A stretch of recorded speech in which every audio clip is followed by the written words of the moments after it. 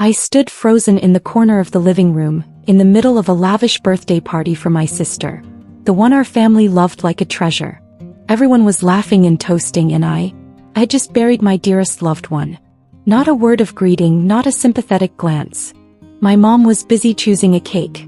My dad was busy taking pictures of my granddaughter opening presents. No one remembered that I had just lost my spouse. No one bothered to ask if I was okay. At the time I thought, I have nothing left. I'm just a shadow in my own family. But then a few weeks later, a letter from the lawyer's office appeared, and everything changed.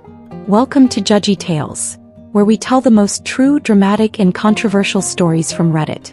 From family feuds, broken relationships, to plot twists that go underground, we don't just reread them, we judge them with you. Headphone listen. Balance scale judge. Speech balloon, and don't forget to share your opinion, because everyone has their own. Back to today's story. You will follow the journey of a girl who has always been ignored, underestimated, and invisible by her family. But fate has a way of returning everything, and when the last will is read, the family will truly know what it means to lose everything. Why did the whole family choose to be happy and forget her pain? What did they do in the past that led to this surprising outcome? And when money, assets, and the truth are put on the scale, who is really right? Stay tuned until the end, because you will want to know how she quietly repays the whole family, not with words but with things they never expected. This is not just a story of sadness and betrayal. It's a lesson in the value of presence, the consequences of indifference, and how silence can sometimes be the scariest weapon. What do you think? Did she react correctly? Or was this a subtle revenge? Let us judge in today's video. And don't forget to like, subscribe, and turn on notifications, so you never miss a single drama on Judgy Tales. I am the eldest of 2 children. I, Emily, 32, am the type of person who has been independent, giving in, and always trying to please my parents since I was a child. My younger sister, Claire, who is 5 years younger than me, has been pampered since birth. From family meals to important gatherings, Claire is always the center of attention. When she got an A in her art class, the whole family threw a party. When I won a full scholarship to college, my mother just said, "Yeah, that's good. But your sister just started dancing, she's so cute." I've gotten used to living in my younger sister's shadow since I was very young. Claire is the little princess of the family. Pretty, lively, good at communicating, and always pampered by adults. I'm not jealous. Honestly, I'm not. I just gradually learned to shrink back. I told myself that if no one really cares, it's better not to expect anything. My parents are traditional. My mother was a primary school teacher, strict but seemingly soft-hearted towards Claire. My father worked in construction, was quiet, and avoided emotional conversations. To them, I was the good kid, not annoying, not causing trouble, not demanding. But that easy to raise made them forget that I needed to be loved. When I was in college, I met Alex, the first person who made me feel seen. Alex was thoughtful, quiet, and always listened to me. We dated for 6 years before getting married. Although my parents didn't really care about our relationship, they didn't even come to the wedding because they were busy. I still believed that I was building a happy life for myself. Meanwhile, Claire studied fashion design, then dropped out to open a small shop selling handmade goods, of course with full financial support from her parents. When she failed several times, the whole family still gathered around to encourage her, pouring money into her as if it were an investment in a dream. As for me, every time I had financial difficulties, I only received sentences like, "You have to take care of yourself." Time passed, Alex and I planned to have children. But then, illness struck. Alex was diagnosed with pancreatic cancer at the age of 35. The disease came quickly and ruthlessly. Within a year, my beloved husband was emaciated, and the pain tormented him every day. I quit my job to take care of him full-time. During that time, my family, my closest relatives, did not visit. No one asked me what I needed. Claire was busy traveling, looking for inspiration. My mother said, "Your family has its own problems. Everyone is busy." I lost Alex on a cold autumn afternoon. I called my mother, choking up to tell her the news. She just said, "Yeah, I knew this would happen." Then the call ended with, "Don't forget it's Claire's birthday this Saturday. Keep your spirits up and come, the whole family is waiting for you." I hung up stunned. My husband had just died, and my mother had reminded me not to forget my sister's birthday. I went to the party anyway. partly because I didn't want to make Claire sad on her birthday, and partly because I was so numb to being left out. I showed up, dressed in black, eyes swollen from crying, in a room filled with balloons and music. No one mentioned Alex. No one asked if I was okay. Claire just said, "Sister, I'm glad you came, don't be so gloomy, today is a happy day." I looked around. My family was still laughing and talking, still living as if my pain was a small nuisance. And at that moment I understood I had never really belonged here. 2 weeks later I got a call from the law firm representing my grandfather, the only person in my family who had ever truly loved me, the only person who had ever hugged me when I was sad, the only person who had secretly sent me tuition when he knew I was struggling, the only person who had come to my wedding to Alex. I had no idea that he had passed away a few months earlier. No one in my family had told me. They had held the funeral without telling me. The lawyer announced that my grandfather's will was due to be read. I went to the reading with nothing to lose. I thought I would get just a souvenir or a final message. But then the words of the will hit me like an earthquake. His entire estate, including the big house in the suburbs, the savings accounts, the investment holdings, and the ownership of a rental apartment, was to be left to me. Not equally. Nothing to his children, my father and my uncle. The reason for his decision was clearly stated in the will. Because Emily is the only one who has never turned her back on me, never abandoned anyone in need. The reading was like a bombshell for my family. Claire sobbed. My father pounded the table. My mother screamed that this was a horrible injustice. But for the first time in my life I did not bow my head. I did not apologize for being loved.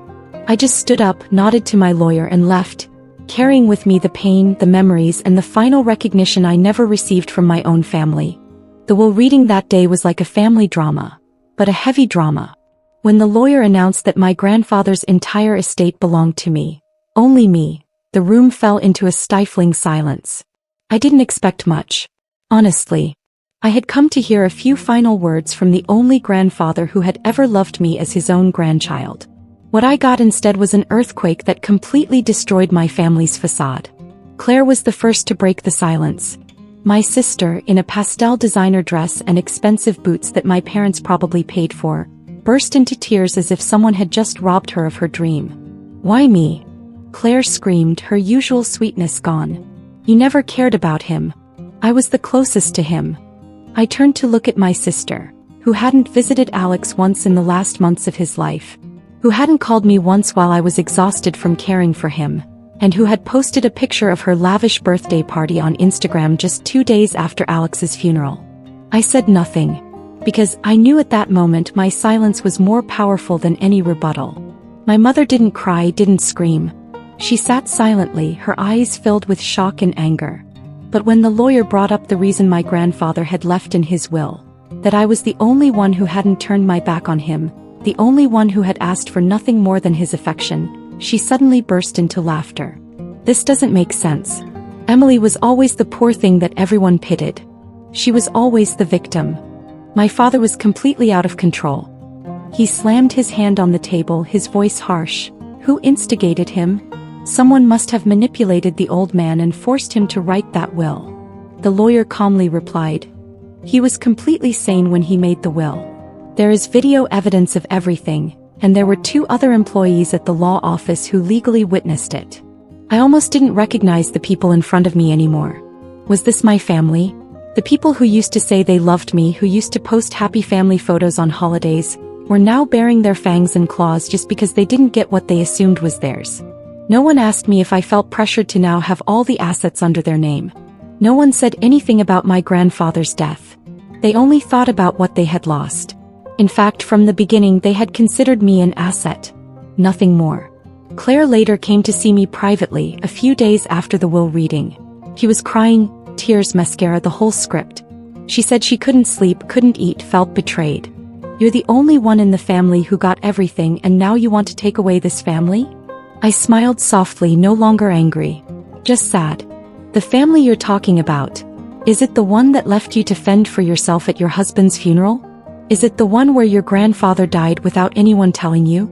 Or is it the family where while you were sitting there in grief, everyone was still dancing and celebrating my birthday?" Claire was silent, but her eyes were still filled with hatred. Because to her, to all of them, I wasn't allowed to have anything.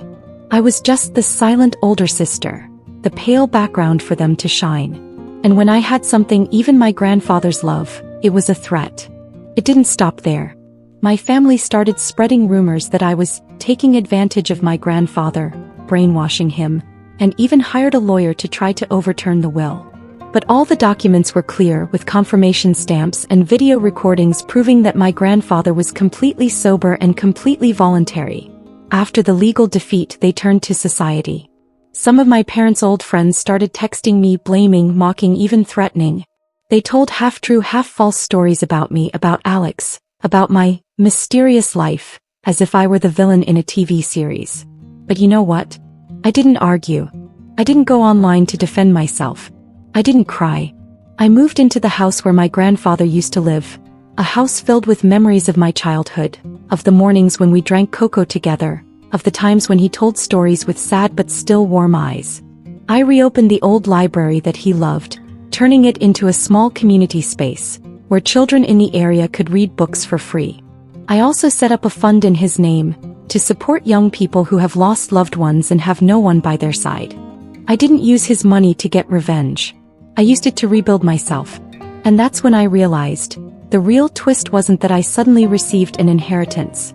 It was that for the first time in my life I saw clearly the people around me. And for the first time I chose myself first. When the family storm erupted after the will reading, I wondered how I would react. Anger? Retaliation? Quiet withdrawal? In fact, I had all of these emotions at times. But then I realized something important. Revenge with hatred only made things darker and more painful. I needed a different response. One that I could be proud of, one that would make those who had looked down on me see my true strength. Step 1. Stay calm and in control. I didn't respond to aggressive messages, didn't get dragged into social media arguments. My family and those around me kept wanting me to react strongly, to explode, so they could use it as an excuse to judge and criticize me further. But I knew that the angrier I got, the more they would control my emotions and the story. Instead, I started to make a clear plan. I sat down and wrote down the steps I would take to not only protect my rights, but also assert my place and voice in this family, a family that I had long been neglected and ignored. Use assets to build value, not as toys for revenge. The first thing I did was hire a professional asset management team. I knew I couldn't just hold on to assets without knowing how to use them, because that would just be a burden. I wanted to turn this asset into a tool to create real value, not just for me but for the community. The suburban house that my grandfather left me became a major project.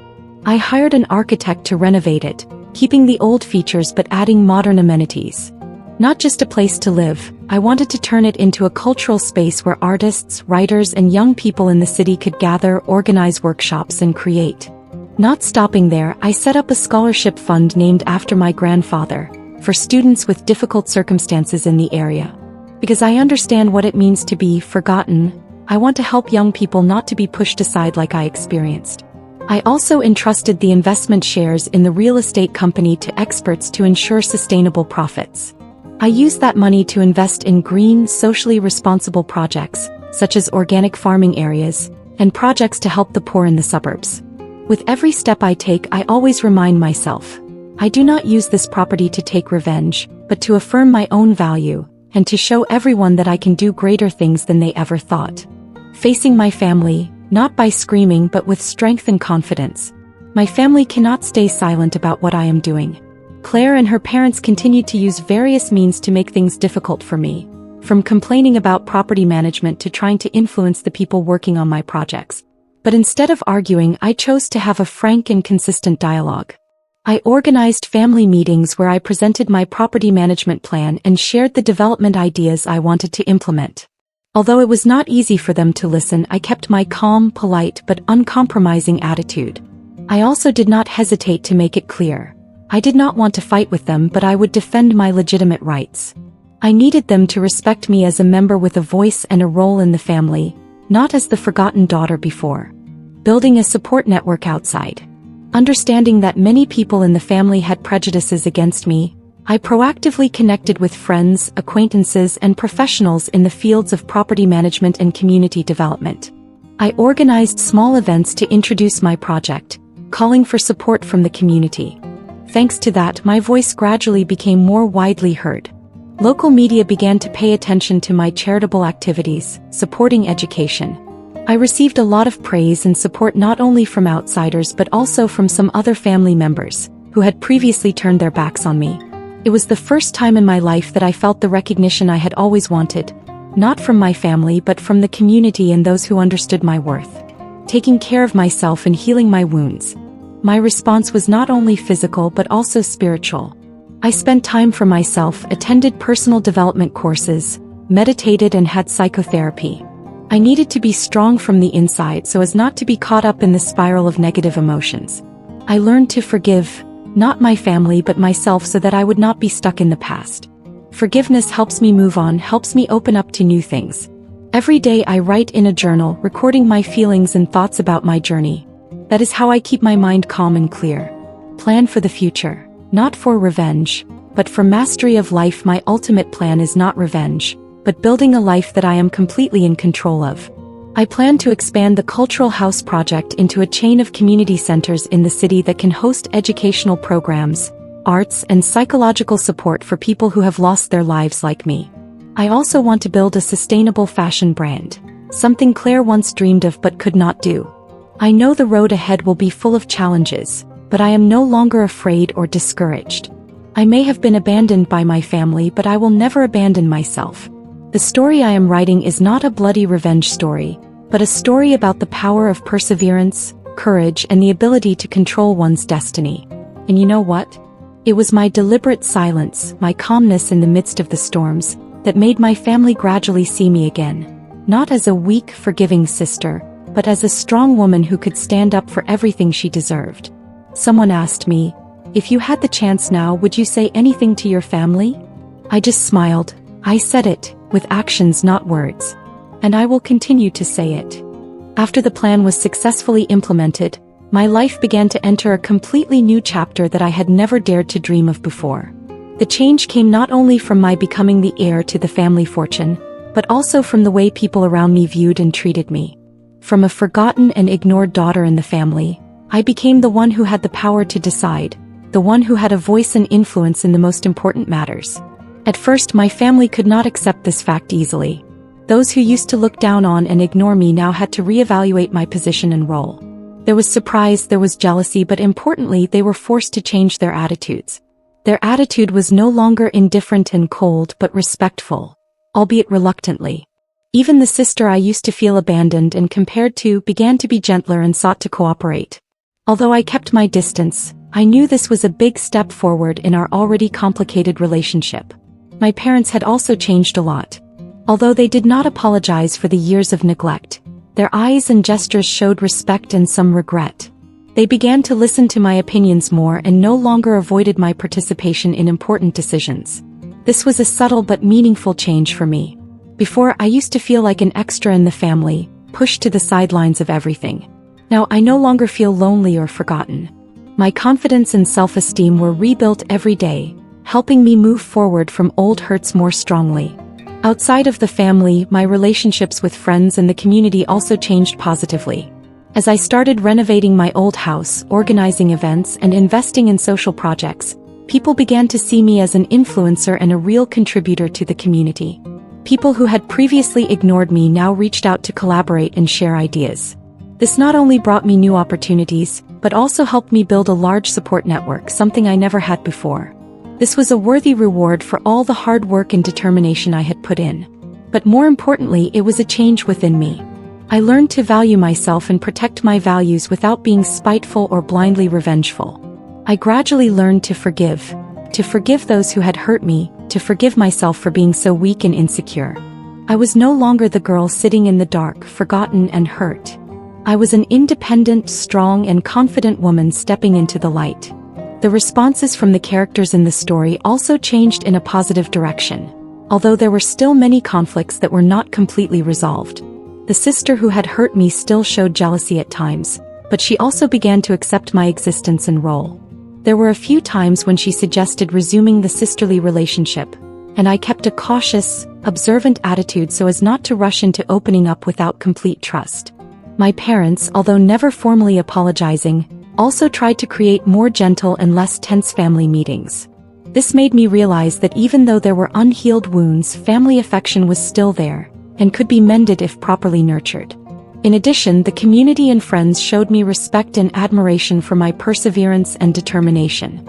Many people acknowledged that my story was a testament to the power of courage and the will to not give up in the face of difficulties. Although I have achieved many things, I know that this is not the end but only a new beginning. New wealth and status open up many opportunities but also bring new challenges. I still have to face difficulties in maintaining family harmony, resolving conflicts and orienting the future. But I am no longer afraid or discouraged like before. I realize that life is not perfect, nor is my family. What matters is how I choose to face challenges and develop myself. The end of this story is not about winning or defeating anyone but affirming that I have found myself, gained freedom and autonomy in life. I am still open to positive changes, to forgiveness and love that can be re-established. I believe that one day family affection will no longer be affected by past hurts but will become more sincere and sustainable. Now that I've heard the whole story of ignored, forgotten, then I inherited it all. I'd love to hear what you think of my journey from abandoned daughter to heiress to the family fortune. Do you sympathize with the hurt and neglect I've experienced, or do you think I should have kept quiet and forgiven from the start? If you were in a similar situation, what would you do? Would you endure in silence or would you stand up and fight? Is reclaiming your place in the family the right way to find justice, or would it just make things worse?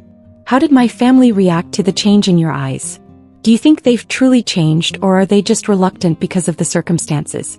Can family relationships be repaired after such deep wounds? For my part, I chose not to take revenge but to build independence and forgiveness. What do you think about forgiveness in this situation? Is forgiveness always the best way to free yourself from a painful past, or do you need justice first? How much can wealth change people and relationships? Have you ever witnessed or experienced something similar? Should each person's worth be measured by wealth or role in the family? Also, what advice do you have for those who are being neglected or undervalued in the family? How to balance between fighting for rights and maintaining family harmony? When to forgive, when to firmly protect yourself? This story is also a reminder that everyone deserves to be respected and listened to. Please share your thoughts and experiences in the comments section. Every perspective is valuable and helps us better understand the complex relationships in the family. Thank you for taking the time to follow and accompany Judgy Tales. I look forward to reading your stories and opinions in the comments section. Let our Judgment Squad become a community of sharing and understanding each other. Thank you for watching today's video at Judgy Tales. If you find this story interesting or makes you think, don't forget to click the like button to support the channel. Your likes help the video reach more people and also motivate me to continue creating interesting content. If you haven't subscribed to the channel, click the subscribe button now to not miss the latest stories from Judgy Tales. I update new videos every week with topics of drama, controversy, secrets and situations that make you judge. Don't forget to turn on the notification bell to always receive news when the video is released. You will not miss any interesting stories. I also hope you leave a comment below. Share your thoughts, feelings, or tell me your stories. Each comment helps the Judgy Tales community become more vibrant and connected. Feel free to comment, ask questions, or discuss with other viewers. All are welcome. If you find the video interesting, please share it with your friends or family. A small share can help more people find meaningful and interesting stories. In addition to YouTube, you can also follow me on social networks to update more interesting content. Finally, if you have ideas or stories you want me to tell in the next videos, don't hesitate to leave suggestions in the comments section or contact me via social networks. I really appreciate your contributions to make the channel more diverse and attractive. So, please like, subscribe, and turn on the notification bell so you don't miss new videos from Judgy Tales. Thank you for joining me. See you in the next stories.